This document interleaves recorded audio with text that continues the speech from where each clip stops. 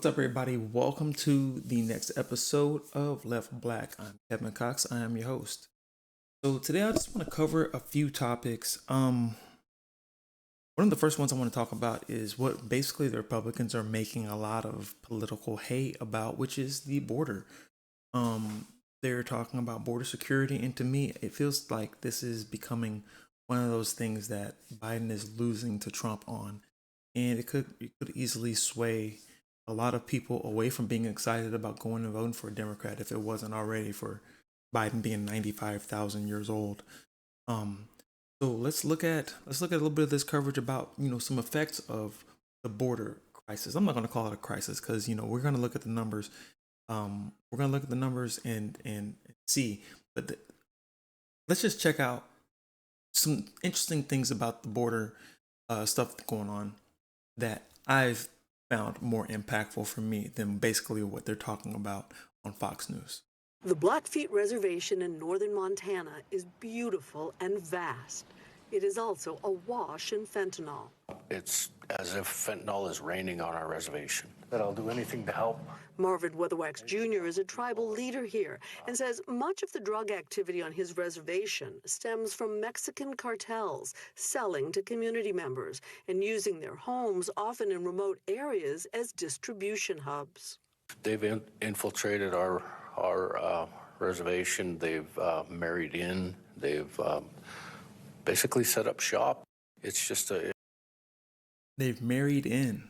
I wasn't ready for that one. It's just a problem that won't go away. Tell me what happens at night. It's like a switch turns off and there's a whole different population takes over.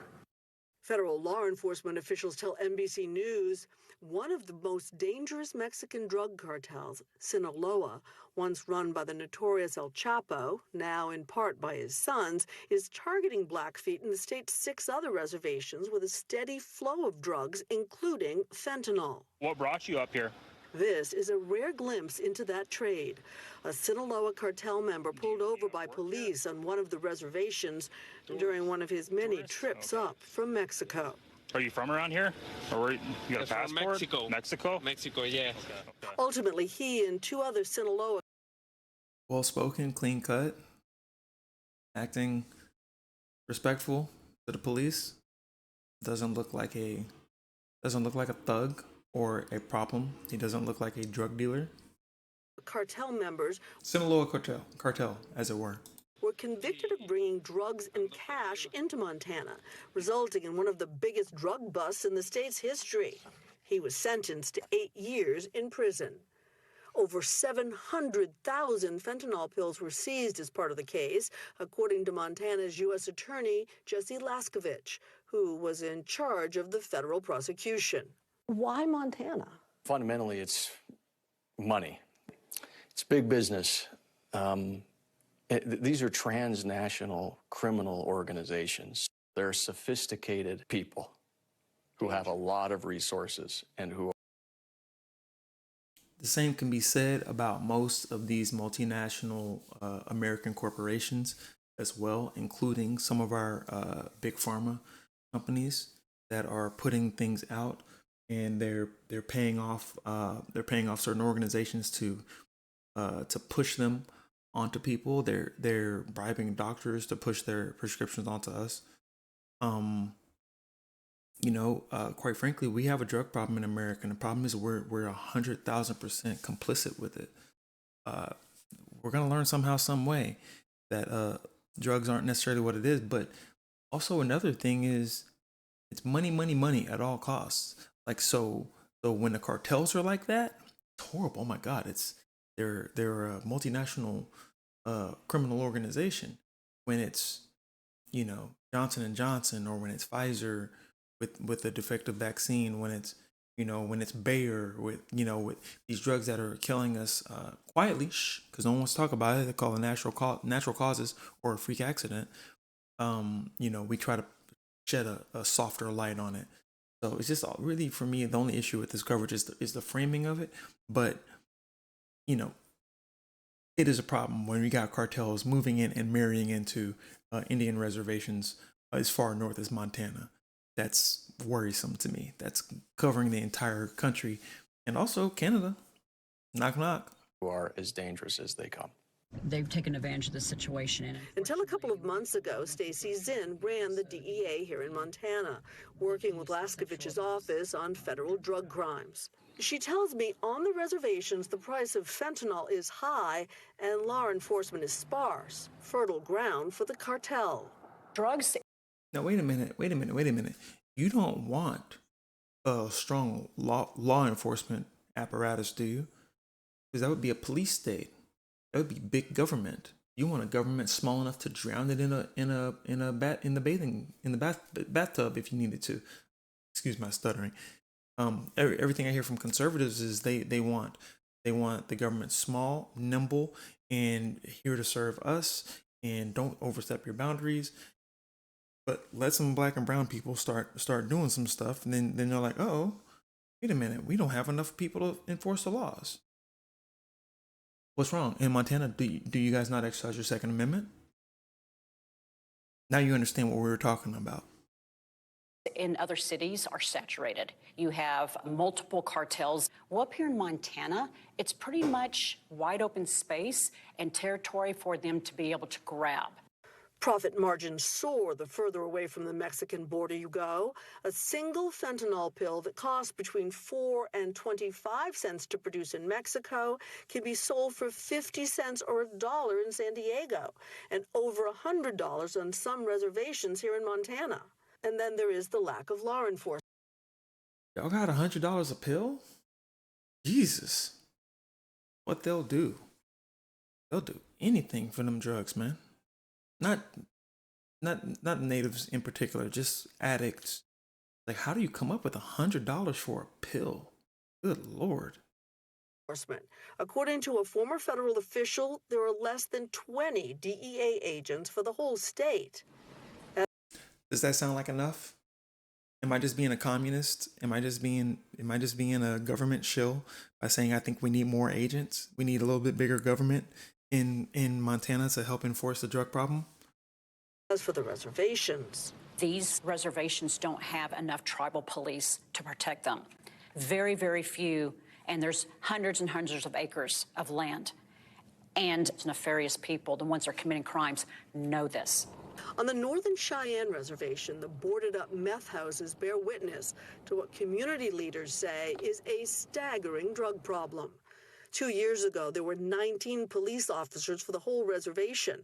So they sued the Bureau of Indian Affairs asking for help, but no help arrived. They now say they're down to 7 officers. Now, I'm speculating, but I'm willing to bet $1 that if it was Beverly Hills saying they did not have enough police officers to help with a crime problem, or even worse, a drug problem, that there would be police flooding the area. Not trying to get too racial here, but I mean, come on.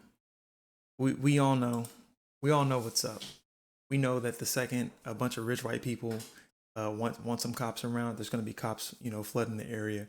And actually, matter of fact, we softened up the way we're enforcing drug problems once white people started falling victim to it.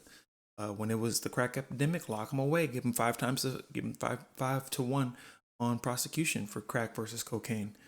And yeah, you had black people fooled with it too, but it was still racist. Black people can puppet white supremacist ideas, and it doesn't make it less racist.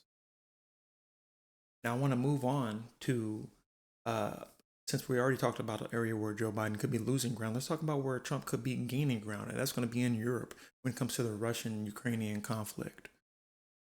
If I'm president, I will have that war settled in 1 day, 24 hours. How would you settle that war in 1 day?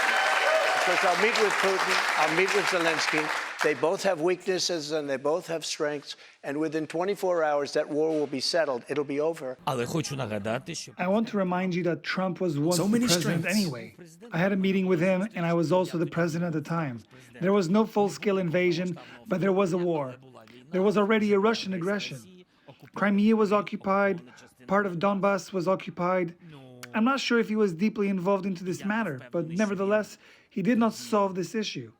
I'm not sure it was a priority for him. If I'm president, Listen, guys, this guy's full of crap, dude. I mean, what exactly did he do for Ukraine when Russia was invading? You know, when Volodymyr Zelensky got in there, didn't he blackmail him? You're like, hey, remember me from blackmail? I'm gonna fix your problem. Let's see. Matter of fact, let's pull it up. Okay, so this is from the same Trump that a second ago was just saying that he's going to sit Vladimir Putin and Volodymyr Zelensky down, and he's going to have them square this away. We're going to end the war in 24 hours. Like that's worked anywhere else that he's sat down at the negotiation table. But let's just see exactly what's going to happen. And the best predictor for future outcomes is past behaviors. Ukraine to help them defend against Russia. But Trump told his staff to withhold that money. He wanted to talk to Zelensky first. I'm gonna get between you and your money. Congratulations on a great victory. After sharing pleasantries, Trump quickly changed the subject.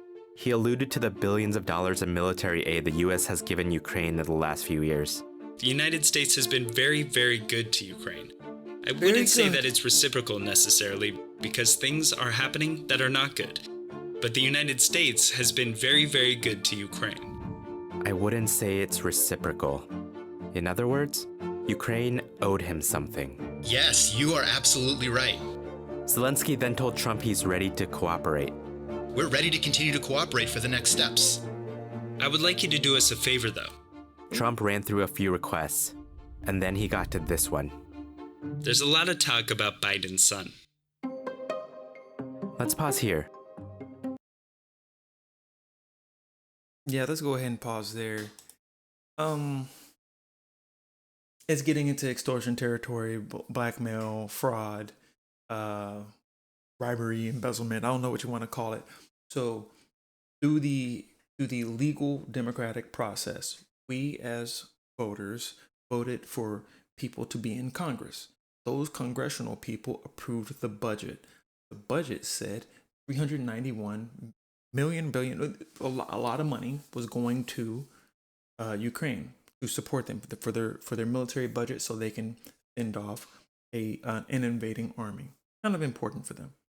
It was already approved by Congress, who represents us. So the American people are sending this money to Ukraine. Everything's legit, constitutional, legal, right? From point A to point B, something got in between. And what was that? That was Donald J. Trump saying, I need you to do me a favor, though. Do me a favor, man. I got an election to win over here, and you heard about Joe Biden's son. Bad guy, bad character. Joe Biden, the worst son. And that's where it got fishy. It didn't even get fishy. That's where it went illegal. That's where the crime happened. And the problem was this phone call was recorded. That's why we have a transcript. The phone call was recorded. It was listened to by a Purple Heart, battle-tested member of our army who got wounded in service protecting our country, and he swore to under oath and was fully corroborated by recordings. And I don't think he was the only one on the line. I think multiple people were on the line. I think he was just the whistleblower. So, oh no, you can't impeach president for blackmailing a country. With digital records. I don't know what you can get him out of there for. Because technically speaking, they didn't even successfully get Nixon out of there. He resigned on his own. So they're basically just telling you, look, man, rich, powerful white people, dude, they're gonna get away with it. Get out of here. You're wasting your breath. What are you doing? But if you steal that pack of bubblegum, I may shoot you dead. Or just walk around looking suspicious, Trayvon Martin. You got a hoodie on. God, what are you doing with a hoodie on? At night? And you black? Type stuff. So that's the truth behind the matter. I believe Trump is gaining ground on this issue because people have short memories. We don't remember what any of that was. Oh, they're always trying to impeach Trump. They just want him out of there. They just do anything to get him out of there. They never think about the reality behind the things. Like there's actual evidence you can listen to and read it for yourself. And say we support our troops, but we don't listen to them when they say that Donald Trump is doing crimes. And like, oh yeah, I was part of the apparatus to make sure that no crimes were done. Yeah, but you said something against Trump. What is that called, by the way? If you want to call, say, Barack Obama when he writes a lot of executive orders, even though he wrote less than all of his Republican counterparts, if you want to say he's King Obama, he's being a monarch, he's being a tyrannical. That's what you want to call it, right? Well, when was Obama recorded committing just an out and out crime and then getting reported on? When did he get away with that? You know, when you find the equivalent of that for a Democrat, and I don't want to talk about cheating on someone's wife. We're talking about cheating on wives. That's Bill Clinton territory. And last I checked, that went all over the world as a salacious, sensational story as well. But we're talking about actually like matters of national security and matters of extorting, geopolitical allies. You extorted a newly elected president of our geopolitical ally that happens to be right next door to one of our strongest geopolitical enemies. Whatever. Lawlessness in certain communities. Let's go to the next clip. So I'm going from dark to darker. Dude, first of all, it's hard being black in America. And there's a whole raft, and I could spend a whole week just doing episodes of black people spouting white supremacist talking points and tropes. And you know what, they even if they did truly believe it, it doesn't mean that it's true. Just because a black person can be convinced that black people aren't as good or aren't trying as hard or need to pull themselves up by their bootstraps, and that slavery was 400 years ago. Why are you still talking about that? You weren't a slave. Just because that you can find black people that believe these sorts of things doesn't mean that they're right.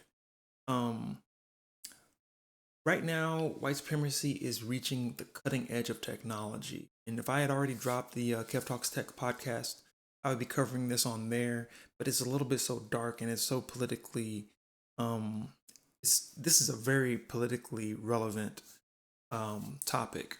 So we're using AI to replace people to try to eliminate human error, hopefully, right? Problem is, people programmed the computers. People wrote the programs. People wrote the code. People designed the sensors. People designed the cameras. And up until now, and people will tell you, engineers and programmers will tell you that AI facial detection software, facial recognition software is biased against people with darker skin. It's harder for it to recognize darker skinned faces. When I put my hands under the dryer at the in the bathroom, the automatic hand sensing dryer, it's slower and less likely to detect my hands than it is a white person's hands.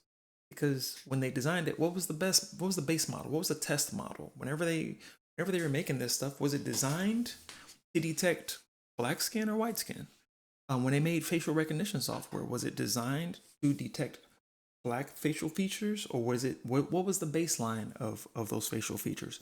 And then you gotta take that as the pearl under the mattress, under the proverbial mattress of the princess, and then extrapolate that 20, 30 beds up, right? So what's that really going to be when you're 20, 30 beds up? So now you have these little cracks that you can fall through if you have darker skin, black features and whatnot. And let's apply that to this facial recognition software when it comes to picking a suspect of a crime. All right, what's the worst that could happen? Let's talk about it.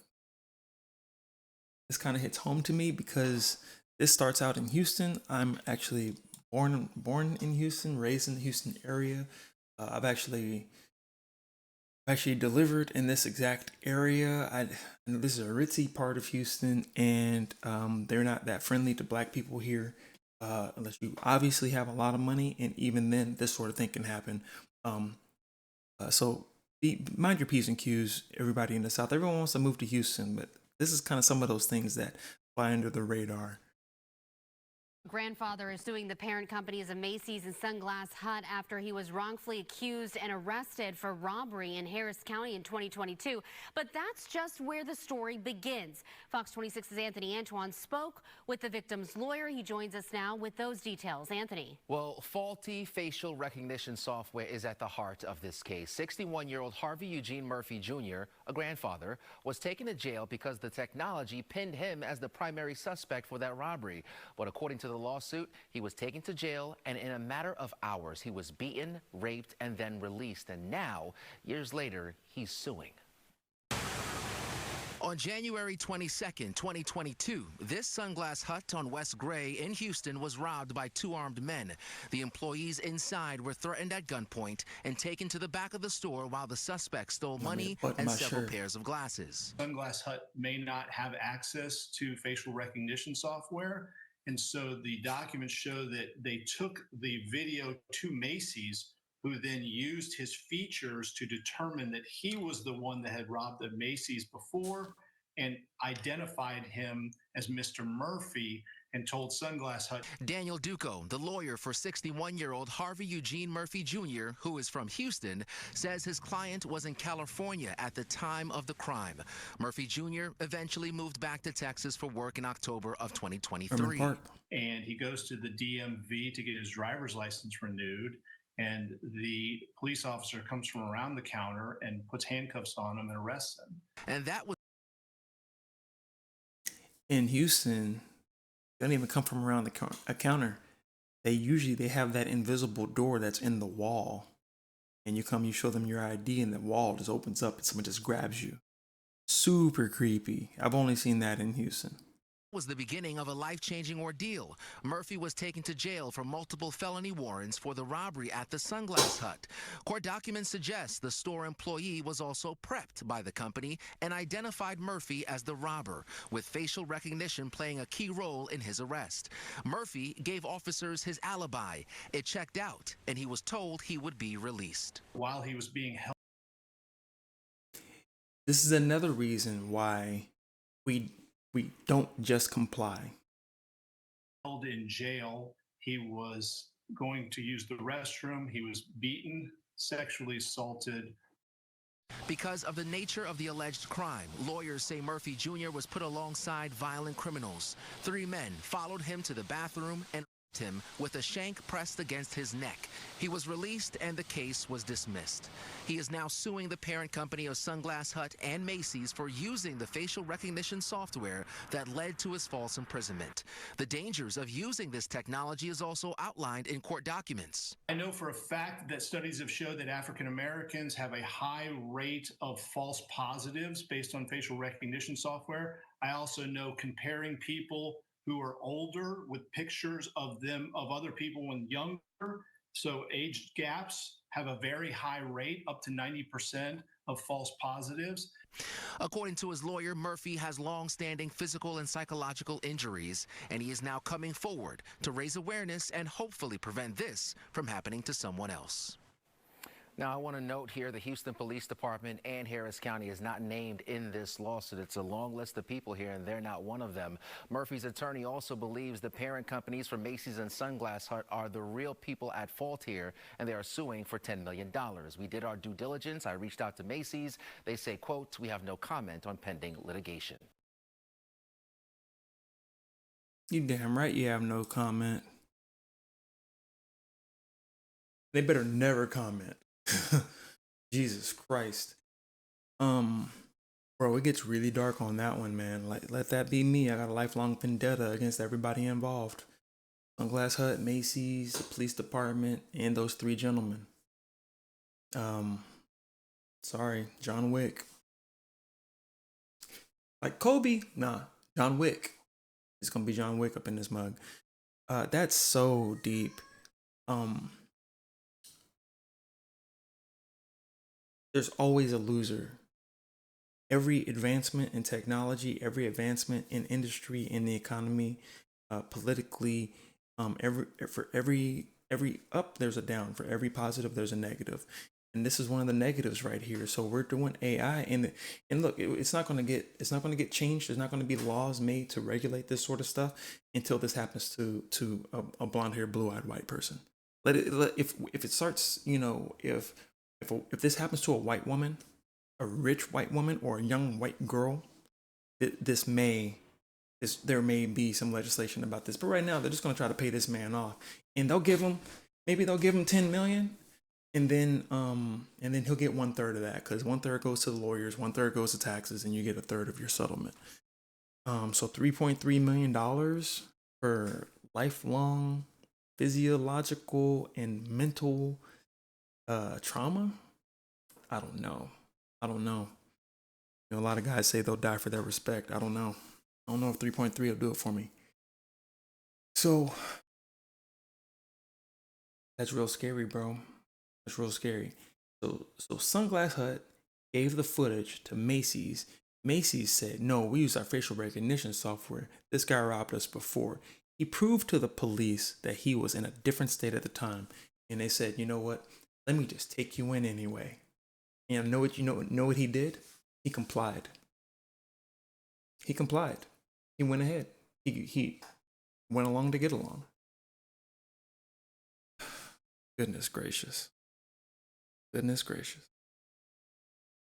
trying to tell y'all say, why do they run? Why do they run, you say? You ever been beat up in jail? You ever been shanked? Ever been sexually assaulted?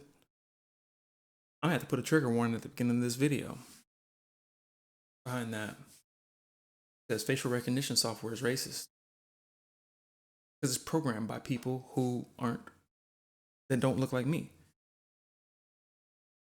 And also, who's going to give it a second guess? And by the way, what does he look like being in jail for a moment when he was in another state when the crime happened? Find me your multimillionaire white person that's going to go through that. It's going to just, hey, look, we're just going to take you in. We're just going to process you. We're going to let you on out of there. Don't worry about it. You're going to be in, thumbprint, fingerprint, picture, mugshot. Maybe go to the bathroom if you need to. If you need to take a quick rest break. Then I'm going to get you on out of there. Find me that person. So, goodness. Grandfather, 61-year-old grandfather. This is the world we live in, guys. So look, this is what I'm here to do. I'm here to talk about this sort of stuff. I actually missed this one. This is from a couple weeks ago, but it hit close to home, man. I got black sons that live in Houston. I have black family members that have been in some of these facilities. Okay, I can tell you, Harris County is a mofo. Don't mess around in Harris County, y'all. And a lot of these rappers and concert people, I'm seeing musicians will tell you they don't even want to go to Houston no more, because all the cops want to do is Harris County wants to do is find a way to put you in jail. I know somebody had to get bailed out. Had the money on the card, pay their bail. Nah, I won't let you. Someone else has to come and do it. I went down there and I had to stand in line for 11 hours to pay the bill that was on the card sitting right there. Harris County has a special kind of justice. So, yeah, man. Look, that's what I'm here to talk about. And, this doesn't uplift my spirits. I'm not entertained by this. This is just something, hey, man, I'm just reporting the news. So thank you for tuning in once again. And please like, subscribe, comment down below if there's something particular you want me to cover. I'm not getting a whole lot of views right now, so if you are watching, please share this to somebody else, all right? And thanks again. Peace.